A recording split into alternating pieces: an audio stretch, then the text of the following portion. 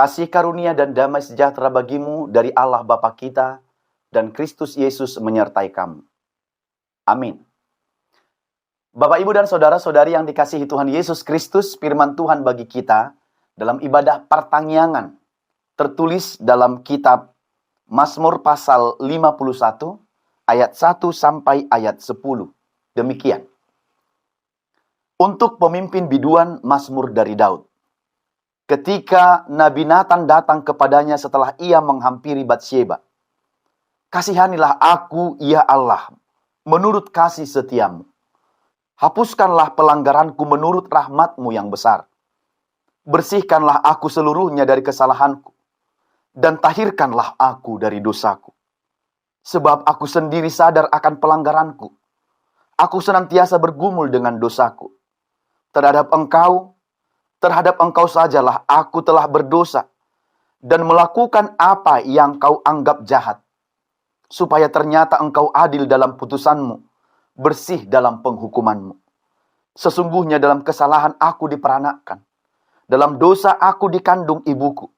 Sesungguhnya engkau berkenan akan kebenaran dalam batin. Dan dengan diam-diam engkau memberitahukan hikmat kepadaku. Bersihkanlah aku daripada dosaku dengan hisop. Maka aku menjadi tahir. Basuhlah aku, maka aku menjadi lebih putih dari salju. Biarlah aku mendengar kegirangan dan sukacita.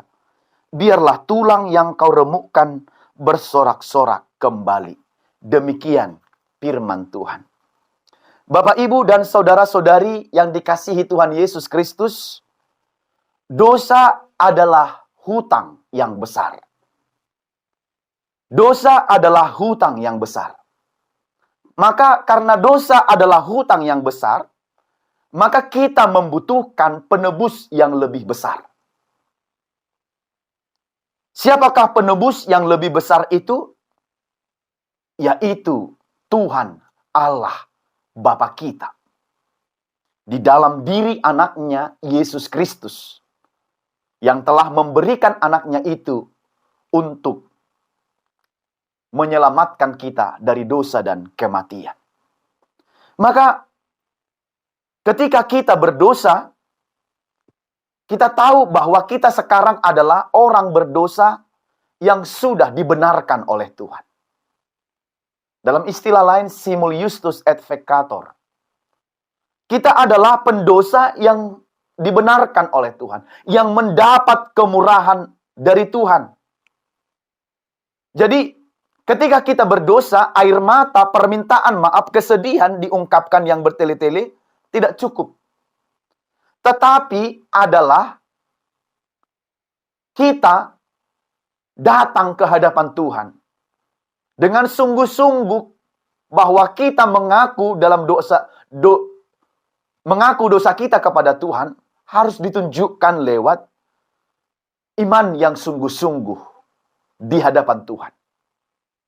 Jadi kita bukanlah pendosa yang hanya memohon, lalu kita kemudian tidak punya tindak lanjut untuk mengerjakan kembali pekerjaan atau hal-hal yang berkenan kepada Tuhan atau menghidupi iman kita dengan baik. Bapak, Ibu, dan saudara yang dikasihi Tuhan Yesus Kristus, ketika kita bersalah, ketika kita berdosa, saya mau bertanya, manakah yang lebih besar? Rasa bersalah atau rasa malu? Ketika kita berdosa, biasanya yang kebanyakan orang adalah ketika dia berdosa, yang dialaminya lebih besar kepada rasa malu. Itu sebabnya ketika orang berdosa yang ditutupi mukanya dan wajahnya.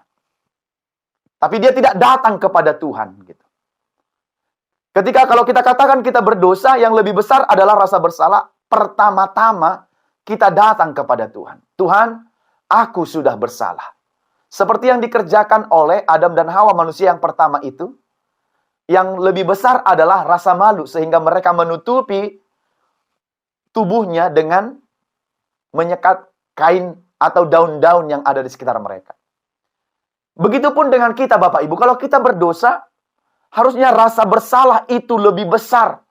Sehingga kita didorong untuk memohon permintaan maaf, pengampunan dari Tuhan. Supaya kita dilepaskan dari pergumulan besar kita karena dosa itu. Nah, demikian dalam firman ini, dalam Mazmur pasal 51 ayat 1 yang sampai 10, Mazmur Daud untuk memohon belas kasihan Tuhan atas keberdosaan yang dilakukannya dalam hidupnya.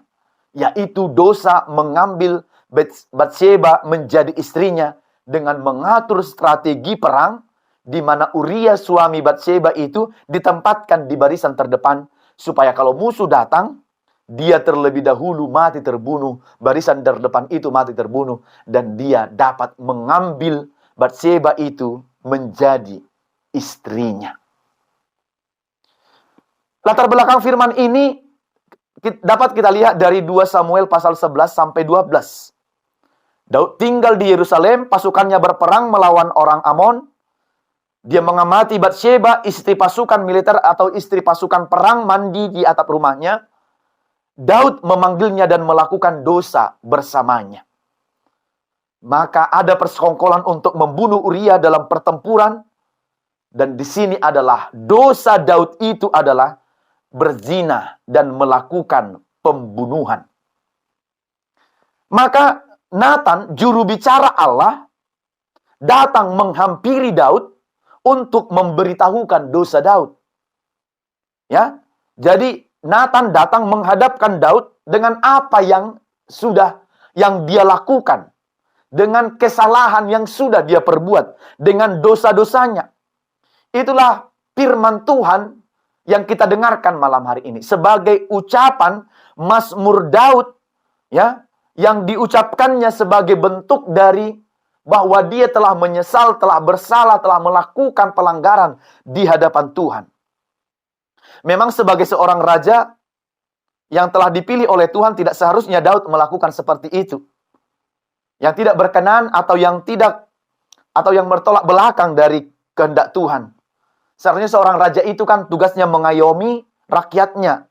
Tapi nyatanya itulah yang dilakukan oleh Daud ini. Dari sifat kemanusiaan dan kedagingannya, ya, dia tidak bisa melawan itu. Memang benar kita manusia biasa, tidak sempurna, hanya Tuhan yang sempurna. Tapi itu kemudian bukan menjadi alasan bagi kita untuk terus jatuh ke dalam dosa dan pelanggaran yang bertubi-tubi di hadapan Tuhan. Karena lemahlah kemudian rohnya, maka Daud memakai kuasanya untuk melakukan kehendaknya. Keinginan daging bisa membutakan mata hati, mata iman. Dan dia mau dikuasai oleh keinginan dagingnya dan nafsu duniawinya. Atas kesadaran keberdosaan itulah firman ini disampaikan oleh Daud. Lihat dulu Bapak Ibu, keberanian Daud meminta pengampunan, dia tidak awali dengan mencari-cari alasan. Ya, yang kelihatannya kita lihat di sini, dia tidak mencari-cari alasan. Tuhan, bolehlah karena aku ini kan manusia lemah. Lalu kemudian dia tidak membela-bela dirinya. Ya Tuhan, baru cuman itu aja pun. Masa sudah harus begini? Kan itu hal yang wajar untuk dilakukan bagi kami manusia yang lemah dan berdosa ini. Lalu atau kemudian dia bilang, ya Tuhan namanya juga manusia gitu loh. Tidak ada yang sempurna. Ya kalau sempurna ya sudah Tuhan namanya.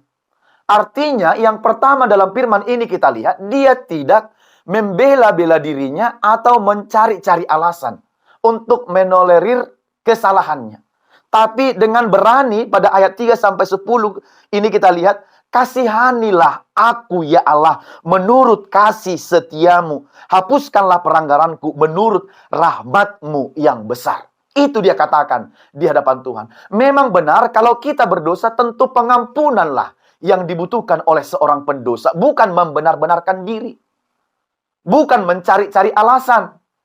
Bukan menganggap kalau kita ini hanya hilap gitu. Tapi yang diperlukan oleh seorang pendosa itu adalah pengampunan. Maka kalau kita menyadari kita berdosa, segeralah memohon ampun, segeralah meminta pengampunan dari Tuhan. Permintaan Daud akan kemurahan Tuhan, memohon belas kasihan Tuhan dalam firman ini. Ya, pemeliharaan Tuhan. Dia memohon kebaikan Tuhan, Daud itu melihat supaya Tuhan mengasihinya menurut kasih setia. Dan supaya Tuhan mau menghapuskan pelanggarannya menurut rahmatnya yang besar. Bersihkanlah aku seluruhnya dari kesalahanku dan tahirkanlah aku dari dosaku. Kasihanilah aku, hapuskanlah, bersihkanlah, dan tahirkanlah. Jadi supaya dapat bersih dari dosanya, maka kita harus dibersihkan. Orang yang berdosa itu butuh pengasihan. Bersih dari pelanggarannya. Jadi bersih yang dimaksud dalam kata aslinya di sini seperti seorang yang sedang mencuci pakaian. Dibersihkan sampai noda kemudian hilang lalu menjadi bersih.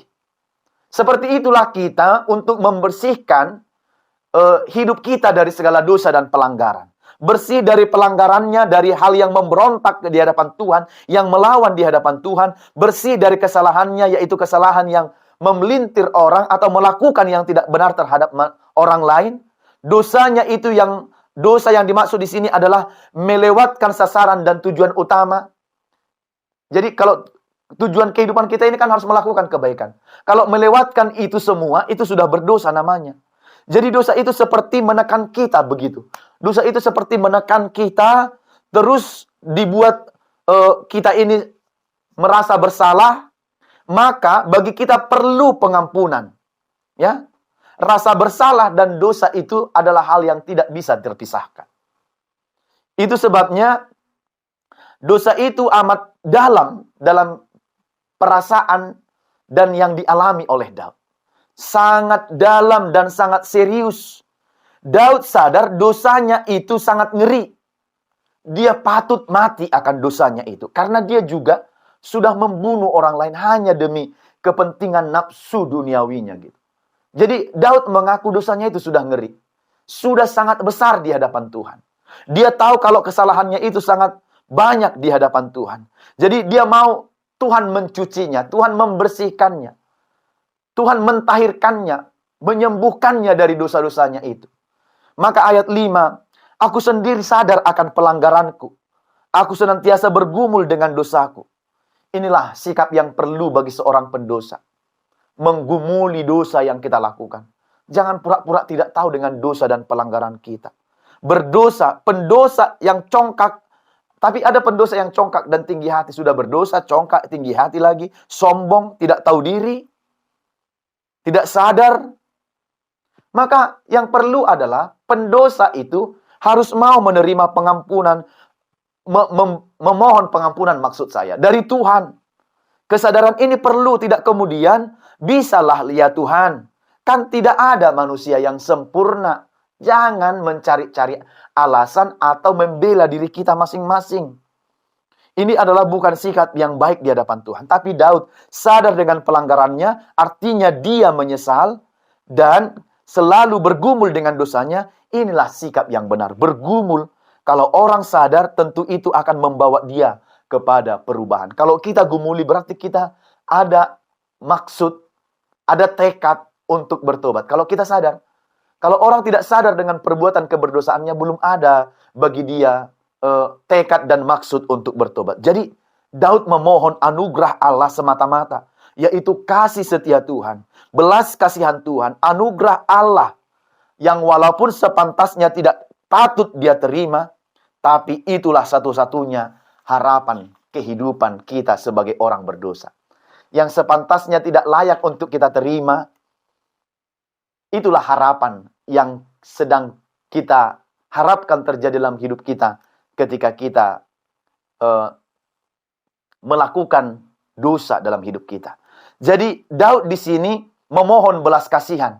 Dia tahu kalau dosanya itu tidak dapat ditolerir lagi, termasuk semua dosa kita. Namun kemurahan Allah itu sangat berlimpah atas kehidupan orang percaya dan kehidupan Daud. Allah menerima pertobatan sejati. Kalau ada orang-orang yang mengakui dosa-dosanya, dia adalah orang yang setia dan adil untuk mengampuni dosa-dosa kita dan untuk membersihkan kita dari semua kejahatan. Ini yang bisa kita baca dalam 1 Yohanes 1 ayat 9 yang mengatakan, jika kita mengaku dosa-dosa kita, Dia adalah setia dan adil untuk mengampuni dosa-dosa kita dan untuk membersihkan kita dari semua kejahatan. Allah kita itu Allah yang baik. Karena itu ayat 6 juga diikutkan seperti ini. Dia lakukan dosa yang dia lakukan itu kepada istri Uria, istri pasukan militernya, dan karena dia sadari dia raja yang seharusnya mengayomi rakyatnya dan seterusnya, tapi justru berbalik yang dia kerjakan dan Tuhan memilih dia sebagai raja, maka jelas dia sudah berdosa kepada Tuhan. Karena Tuhan yang memilihnya sebagai raja. Tapi kemudian posisi, jabatan, kedudukan yang dipakainya itu bukan untuk melakukan kehendak Tuhan, karena Tuhan yang memilihnya, tapi justru untuk melakukan jinah kepada umatnya, maka dia sangat berdosa kepada Tuhan. Itu sebabnya terhadap engkau, dia katakan begitu, terhadap engkau saja aku berdosa dan melakukan apa yang kau anggap jahat. Tetapi kau adil dalam putusanmu, bersih dalam penghukumanmu. Jadi Tuhan pilih dan tetapkan dia ya menjadi raja. Tetapi kemudian dia melakukan pelanggaran, maka dia katakan, kau adil dalam putusanmu dan dalam penghukumanmu. Maka dia katakan, engkau adalah Allah yang adil. Kau pasti akan menghakimi orang-orang berdosa dan orang jahat itu seturut dengan perbuatannya. Ayat 7 sampai ayat 8. Sesungguhnya dalam kesesakan aku diperanakkan, dalam dosa aku dikandung ibuku. Engkau berkenan akan kebenaran dalam batin, dan dengan diam-diam engkau memberitahukan hikmat kepadaku. Artinya adalah, memang dia sudah dilahirkan. Kita ini lahir dalam dosa kita, ya. Sejak dari dikandung ibunya dia mengaku, tapi Tuhan berkenan atas kebenaran dalam batin. Diam-diam Tuhan memberikan hikmat kepadaku. Artinya adalah Tuhan itu Tuhan yang penuh hikmat. Tuhan tahu batas kemampuan kita sampai di mana kita bisa. Kelemahan kita Tuhan tahu. Karena itu yang perlu bagi kita adalah pengampunan, memohon ampun kepada Tuhan ketika kita menyadari kalau kita ini adalah orang yang berdosa. Terakhir ayat 9 dan 10. Bersihkanlah aku daripada dosaku dengan hisop, maka aku menjadi tahir. Basuhlah aku, maka menjadi putih seperti salju. Biarkan aku mendengar kegirangan dan sukacita. Biarkan tulang yang kau remukkan itu bersorak-sorai kembali. Artinya Tuhan, kasih aku kesempatan untuk berubah dan bertobat. Biarkanlah aku juga bergirang dan bersorak-sorai. Daud meminta dibersihkan, ditahirkan, dan dibasuh supaya putih seperti salju. Biarlah apa yang kau remukkan bersorak-sorak. Jadi karena dosanya, kayaknya semua badannya itu sudah remuk, tulang-tulangnya sudah remuk. Berarti dia sangat menyesal, sangat bergumul atas dosanya itu. Karena itu melalui firman ini jelas dia mengaku, Tuhan tolong beri aku kesempatan untuk bertobat, merubah diriku supaya semakin lebih baik lagi ke depan. Inilah yang perlu kita kerjakan dan lakukan Bapak Ibu. Kita tahu apa yang kita berbuat. Sisakui sahih Nabi. Kita doma boto seberapa banyak dosa-dosa yang kita kerjakan. Karena itu memohon pengampunanlah kepada Tuhan. Bertobatlah di hadapan Tuhan. Karena itu melalui firman ini 3 hal tekanan penting yang kita lakukan dalam kehidupan kita. Agar kita terus bertobat dan semakin mendekatkan diri pada Tuhan. Yang pertama, mintalah pengampunan kepada Tuhan atas dosa-dosa kita. Kalau kita sadar kita pendosa, jahat, melakukan yang tidak disukai, yang berlawanan dengan kehendak Tuhan, mintalah pengampunan. Janganlah menjadi pendosa yang sombong, yang tidak sadar akan dosanya, yang congkak, tetapi rendahkanlah hatimu di hadapan Tuhan. Maka dia akan mengampuni dosamu jika engkau memohonkannya di dalam rendah hati. Tuhan itu adalah Tuhan pengampun dan pemaaf.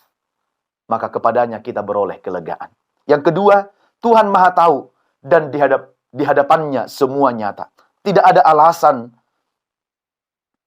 bagi kita ya berdalih. Data diri kita yang kita lakukan, perbuatan pikiran kita jelas dalam ingatan Tuhan. Seharusnya mendorong kita semakin percaya dan hidup benar, karena ternyata Tuhan tahu seluruh dengan kehidupan kita. Apa yang kita kerjakan, dosa-dosa kita, kebaikan-kebaikan, pertolongan, perbuatan-perbuatan yang benar di hadapan Tuhan, Tuhan tahu. Karena itu Tuhan Maha Tahu dan di hadapannya semua nyata. Yang ketiga, bertobat dan kembalilah pada jalan yang benar. Inilah yang diinginkan Tuhan dari pendosa. Sebelum semuanya terlambat, ingat bahwa pertobatan adalah karunia yang diberikan hanya di dalam waktunya Allah. Sekali lagi, pertobatan adalah karunia yang diberikan hanya dalam waktunya Allah. Jadi kalau waktunya sudah tidak ada lagi, maka tidak ada lagi waktu untuk bertobat. Maka jangan tunggu dulu. Belum tentu besok kita punya kesempatan. Tapi hari ini, kalau kita sadar kita berdosa, berbuat jahat, melakukan pelanggaran, memikirkan yang tidak baik terhadap orang, membuli orang, membicarai orang, melakukan yang tidak baik terhadap orang, hari ini bertobat, memohon pengampunan kepada Tuhan. Sebab waktu pertobatan ini adalah anugerah dan ini hanya bisa kerjakan dalam waktunya Tuhan yang diberikan kepada kita. Bertobatlah dan kembalilah ke jalan yang benar. Sebab semua yang kita kerjakan, sebab Allah menginginkan pertobatan yang nyata bagi kita. Seturut kata dan perbuatan. Bukan hanya di mulut, tapi dalam semua aspek kehidupan kita. Kalau kita katakan kita berdosa, kita mau bertobat dan berbalik kepada Tuhan, maka Tuhan bersedia menerima kita dan mengampuni kesalahan serta dosa-dosa kita. Amin. Kita berdoa. Bapa di surga, kami bersyukur dan berterima kasih atas firman-Mu yang sudah kami dengarkan pada hari ini. Mengajarkan kami bahwa Engkau menginginkan pertobatan. Bapa, kami mengaku kami adalah orang-orang berdosa yang terkadang melakukan kejahatan pelanggaran yang tidak berkenan di hadapan Tuhan. Karena itu kami mohon untuk dalam doa kami malam hari ini, ampunkanlah segala dosa dan pelanggaran kami. Dan ajarlah kami untuk datang kepada Tuhan ketika kami melakukan kesalahan dan pelanggaran. Supaya kami menyadari diri kami yang penuh kesalahan, pelanggaran, dan dosa ini. Dan kami mau memohon pengampunan kepada Tuhan. Sebab Engkau adalah Allah yang murah hati. Ya Tuhan, berkatilah firman-Mu yang kami dengarkan. Supaya kami terus melakukan pertobatan dalam hidup kami. Yang melakukan yang berkenan di hadapan Tuhan. Dan menjauhkan segala pelanggaran yang tidak Engkau kehendaki. Berkati semua jemaat Tuhan. Berkati kami semua untuk melakukan firman-Mu. Agar kami menjadi orang-orang yang bertobat. Dan menunjukkan buah pertobatan kami melalui perbuatan baik. Terpuji nama-Mu, ampunkan dosa kami. Dalam Yesus kami berdoa dan bersyukur. Amin.